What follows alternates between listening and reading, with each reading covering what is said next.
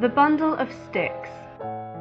A certain father had a family of sons who were forever quarrelling among themselves. No words he could say did the least good, so he cast about in his mind for some very striking example that should make them see that discord would lead them to misfortune. One day, when the quarrelling had been much more violent than usual, and each of the sons was moping in a surly manner, he asked one of them to bring him a bundle of sticks. Then, handing the bundle to each of his sons in turn, he told them to try and break it.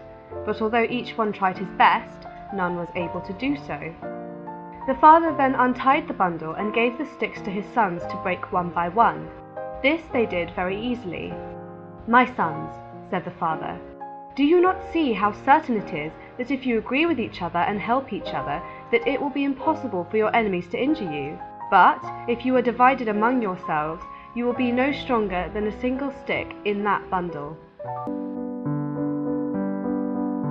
In unity is strength.